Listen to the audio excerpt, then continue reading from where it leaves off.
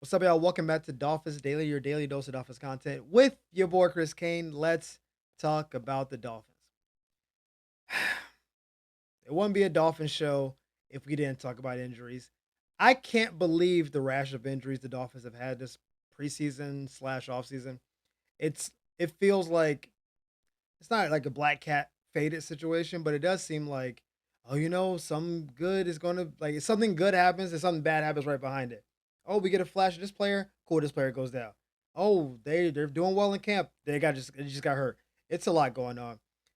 Alexander Madison, who I've said from the jump of him joining the team, I didn't think would make the final roster, but not because I thought he would get hurt. I just thought he would be outplayed. Is now on the season-long injury reserve. He had a neck injury in the football game against the Bears, and next nothing to play with. I mean, that's you can be paralyzed. It just let's not mess with it. The tackle on which he got hurt did look a little like in real time, and you just kind of hope that it wasn't as bad as it first looked. But yeah, unfortunately, he is out for the year. I think he was probably running back 4 going into the season already, which meant that he was probably like, I think we've carried 4 running backs before, so he may have just made the roster as the 4th back. If we decided to do 3, though, he could have been odd man out. You don't want to see this. Every injury we've had, from Artie Burns to him to, it's just we just don't want to keep seeing guys be out for the year before the year starts, especially when you're older in your career, because that means one, you're out for the whole year, but you're also not putting anything on film. But if you played this year as the 4th running back and he had, I don't know, 4 carries a game, averaged 4.5 yards a pop, nothing crazy, right? 4 carries, 22, 23 yards a game. Somebody next year will sign him. They said, hey, you know what? If he got more carries, like 10 carries, he can get 40 to 50 yards a game. And maybe he could be my number 2 back. Like somebody will see value in that. When you don't play, you look valueless, especially when before you were kind of a fringe NFL guy still. Like if we didn't sign Alexander, I don't know what the market was. We didn't sign him like early in a free agency. Teams that could have got him. We're not spending a lot of money on him. So that tells me his prospects were already small. And then you get hurt like this. Who knows if you can come back? If you do come back, what version of yourself are you going to be? I think it's on the board that he could be done playing football, especially the running back position. Because every year we bring in 10 to 15 more running backs. And so it was like, should we take a chance on this undrafted free agent that's 23 years old and fully healthy but may have upside, or this 28, 29-year running back off a neck injury? Right? That's kind of what the math teams are trying to make. And so, really hard to see him go out like this. I would like to see him just play the year. Like maybe he could have proved me wrong. He has shown flashes up until, and then this happened. So, speedy recovery, man. You hate to see it. Get well soon. Now, obviously, Alexander being out leaves a void in the team. We got to sign some running backs. Initially, the Dolphins brought in Jamal Williams, who you may remember from Detroit, to work out. And I said, okay, cool. I remember Jamal Williams. There's a year Jamal Williams had 17 touchdowns in a season. He was a fantasy star that year. Destroyed me in the playoffs, but that's either here nor there. I want to talk about that. So I thought, okay, well, Jamal's 30. We'll see what happens. Like, hopefully we can sign him. I think he's a good physical, not a bell cow, but definitely like short yardage kind of guy. And then we end up signing Aaron Shamplin, who you may have seen play for the Steelers briefly. And I thought, okay, cool. We signed it back.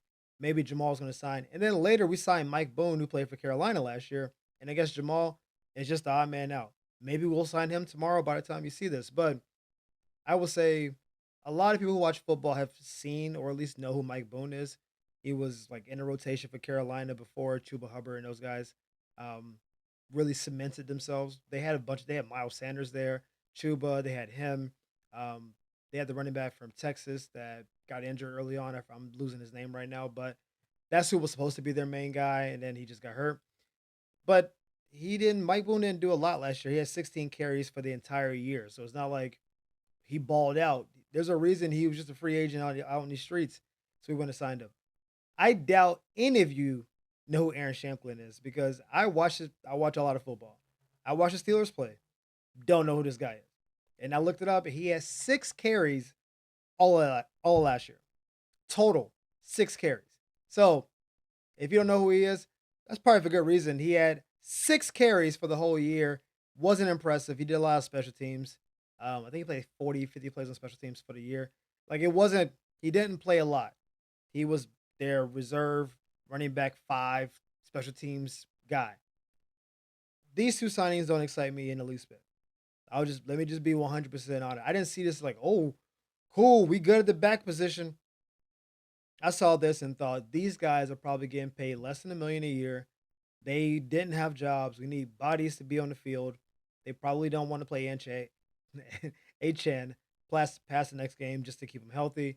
Though you'll probably see a lot of Jalen Wright and Ollie Gordon, and maybe late in the fourth quarter to keep those guys fresh. These two will step in and do some carries. I imagine one will make the active roster because we need some level of a experience back. I know Mike Boone better than Aaron, so I'm going to go with Mike Boone will probably get the job, even though he's the second one to be signed, because frankly, I just know him better. I don't think he's great, but I think he's 8-year vet, been in the league, hasn't really been on a winning situation, but he knows the preparation of the game. And if you need an older back to teach younger backs how to do their job, then give me an 8-year vet. He's found a way to stay in the league. I'm good on that. But if you're looking for either of these guys to be like, yo, this might be the missing piece, I don't see any reason to believe that. I see these guys as depth moves, as maybe insurance in case somebody else gets hurt. If we sign Jamal Williams, I'll be a little bit more excited because I like Jamal. I think he's better than Mike Boone or Shamklin, but I don't think either of these guys is like something to write home about. I think it's just, hey, we got to fill a need. You on these streets or possibly working at a fast food joint, get over here and get a little bit more money, and I'm here for it. Like, welcome to the team, but I'm not expecting much. We're getting into the year where we started doing tier rankings, right? We did receivers. They've done a top 100 list. I'll get into Tyreek's ranking on that in a little bit. That came out while I was on vacation, so it got lost in the shuffle. Don't worry, I didn't forget. So they have a quarterback tier system, as we all know. They've ranked the top tiers one, two, three, four, and five. I will say Kenny Pickett is tier five by himself. Just for the record, Kenny Pickett stands. The league and execs don't believe you're good. Tier one, usual suspects: Mahomes, Burrows. I said Burrow. Joe Burrow, Lamar, Josh Allen, and Matt Stafford. That makes sense to me. I would say those are my top five. If you replace Stafford with Jalen Hurts, I won't be mad. If you replace either of them with Jaden Daniels, probably won't be mad either. I think that's the top five. They put Tua as a tier three quarterback. Now, if you wonder who's in a tier three, it had him, Kyler Murray, Geno Smith, Aaron Rodgers, and Trevor Lawrence. Of that group, I think Kyler Murray is probably objectively the best player, meaning that Kyler Murray has the most upside. Like he obviously is the best runner by far in the group. Live arm, been to the playoffs before, played pretty well. But, he's also inconsistent and small, so whatever. I think Aaron Rodgers is basically washed at this point, but he finished the year well, so I understand him being here. Some of that might be name recognition, some of that might just be look at stats only and then put you in a category. I think Geno is underrated somehow. I don't think Geno's the guy that's going to get you to and through the playoffs, but Geno in the regular season, solid. Like he produces, man. I don't know what to tell you. Like he's better than like a Teddy Bridgewater, but probably not as good as like a high level Kirk Cousins at his best. Like he's somewhere in that range to me. But those guys have won games, possibly division, gotten to the playoffs. I think Geno's in that category. I'm not a Trevor Lawrence guy. Full stop. I'm just saying. I watched him at Clemson when they were telling me he's the best quarterback they've ever seen after Andrew Luck had just gone pro. And I was like, okay, I see it. He won a championship. He had the most loaded team maybe since the LSU team, which obviously came after. But when he played the LSU team, he got ran. I'm not a Trevor Lawrence guy. So Tua's in this tier. I think I would take Tua before Trevor Lawrence. I know Trevor's taller and more highly touted. I don't trust Trevor Lawrence at all. Be 100% honest with you. I don't trust him. I think I think Tua healthy is better than Geno. Obviously, but I don't think super high of Aaron Rodgers now. I think Kyler Murray is the one player I'd be like, all right, if you gave me a chance to have Kyler in this offense, I would probably want to take Kyler in that situation. But I think the ranking is not unreasonable. They actually had him ranked number 17 as the overall quarterback. So he's tier three overall. Tier three is the bracket, number 17 as actual ranking. I think that's not unfair. I think the highest you can rank Tua is somewhere around 13, 14. I think the lowest you can rank him was probably around 20. So if you split the difference, then yeah, he's kind of right in the middle of those two things. But this is because he's been injury prone. I don't think Tua fully healthy to me is not the 17th best quarterback. Let me put it that way. But also you have to factor in, is he going to be fully healthy? Because that's part of the conversation. Everyone above him is either just objectively better or healthier, right? There's some level to that. Or they have some kind of upside trait. Like people think of like a Jordan Love who was injury in and out last year. Basically played one good year, but Jordan Love's upside is he could be a top five quarterback. I think this is fair. I don't. I when I first read, it, I was like, ooh. And I was like, you know what? You start going through the list, and I'm like, okay, he's definitely not top five. At best, he's a low end top tier two. But I don't think this is an unfair ranking. I think Tua has the whole world in front of him. If he plays well, I think he can rise as high as like 11, 12. I think in the top 10, if Baker's the number 10 quarterback as they're in their current rankings, based on what I think Tampa's going to do this year, I don't think Tua can jump Baker because that offense is built to throw the ball. They have three receivers and a running back that can run and catch, and they have a good offensive line, and they're in a bad division. I mean, it's built. They have the Saints in their division, and y'all know. I don't know how I became the Saints hater, but they keep proving me right. They're not a good situation, and so I've been anti Saints for months now, and they just keep proving me right. Baker gets to play them twice, and based on his receivers, I think Emeka's going to be great. Uh, I think they're going to be really good. McMillan was good. Obviously, Mike Evans. I don't know what's going on with Godwin. I know he's been in and out, whatever. Bucky Irving's going to be an amazing player this year.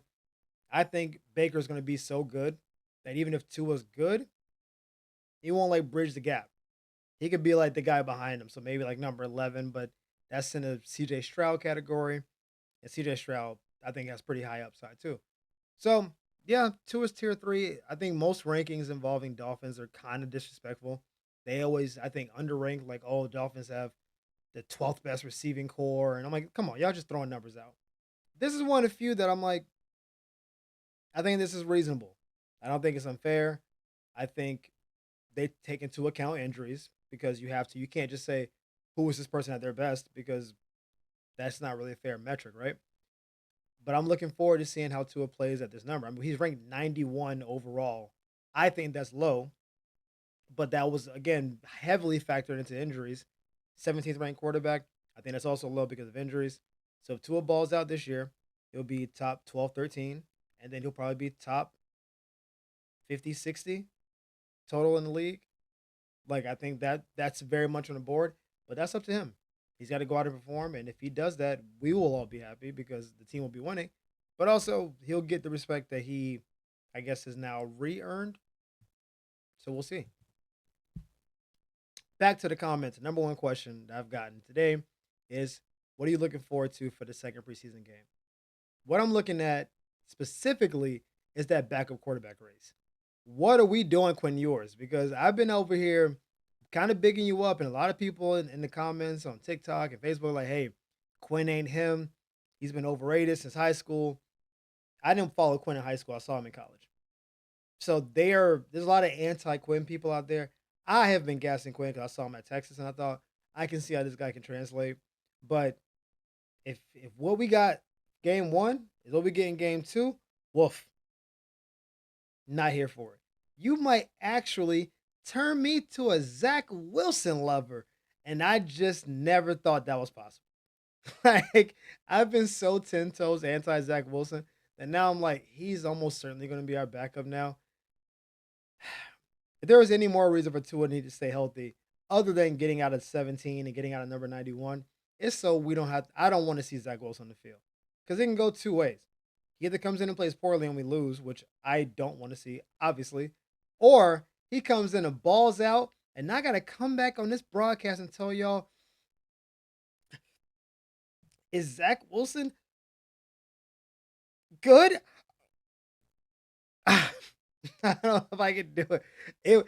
It would hurt my like even if we're winning, it's one of those things where like you ever have a guy on your fantasy team, but he's playing against your favorite team, and it's like all right, I need you to ball, but just enough to not hurt my real team. But then, like, you're down and you're scoring, like, can you get 10 more points, but lose by a game ending field goal? And you start kind of getting to the math of that. That's how I feel with Zach Wilson, where it's like, if he's on the field, that means that Tua is not playing, which already is a mistake. I obviously want him to do well, but I don't want him to do so well that I got to come up here and be like, I was wrong. I want him to be like, oh, he gave Devon Achan the ball 25 times. Achan had 200 yards rushing, and Zach Wilson had like 105 yards passing, and just kind of like manage his way through the game. But if he's out there slanging like he did against Kansas City last year, and people are like, yo, is this guy good? And then he became a pumpkin again. But if that Kansas City Zach Wilson becomes like the dude, oh my god, I'm about to come out here and just eat all my work. I gotta eat this hat. I gotta get off my 10 toes, which I've been down on this whole time. I don't want to see it, which is why I'm kind of like hoping Quinn shows up because Quinn ate, he just ate it. There's no other way to say it. And I'm sure he's like shaking his head, like, all right, I'll get it back. It also opens up this weird possibility. I'm constantly watching that Cleveland situation. They have too many quarterbacks. They just got too many people over there. Who I think is going to be in the ranking is Flacco, Shador, and then Dylan Gabriel. If for some reason they do 1, 2, and then Kenny Pickett becomes three, I can see Dylan Gabriel being a free agent. And if he is, I think the Dolphins are next in line to snap him up because he's basically a slightly smaller Tua with a little bit more mobility. And in our offense, that works. You don't have to change any blocking scheme. He can move a little bit better. He's always trying to get out of the pocket so he can do more rolling things that Tua doesn't do. And he's already left-handed. Like it fits. It fits. So if Dylan Gabriel for some reason doesn't get to play, it's like the last guy on depth chart. I see Deshaun Watson is working out again. I didn't see like a knee brace or like an Achilles like wrap. So like I don't know if he's like cleared to play. I don't know what's going on with that Deshaun Watson situation. If Deshaun's cleared to play, he's going to be one of the top four guys because they're paying him unreasonable amounts of money. I can see a scenario where Dylan Gabriel's out here, and if it's like, yo, Quinn's not really the guy right now, what's up? Can we get that lefty over here? I can see it happening. So if Quinn, you better get on top of it because they watch him, and if your replacement could be a phone call away. So lock in. Don't make me a Zach Wilson lover. I don't want to be that guy. I will almost betray the fandom before I become a Zach Wilson dude. Don't make me do that. I don't want to be that guy. So that's what I'm looking most forward to seeing in game number two. But as always, guys, thank you for tuning in to Dolphins Daily. We appreciate the love and support. If you have been on the page recently, you see there's now a join column to be on our like exclusive. It's YouTube still, but it's like a page to get extra content. I'm doing some pre-game analysis, like post-game. We're doing a lot of things that we're gonna be offering for people who join the channel. So obviously, you like and subscribe, do all that. But if you want a little bit more of me and Dolphins Daily, feel free to join. Looking forward to it. I'm gonna do a lot of cool things throughout the year. I'm trying to get to a game. I might end up at a Ravens game this year, like the Dolphins Ravens game. We'll see. We're trying to work some stuff out right now, but join if you want. We'd love to have you. Obviously, like and subscribe, and keep watching. And we'll see you next time on Dolphins Daily. Peace.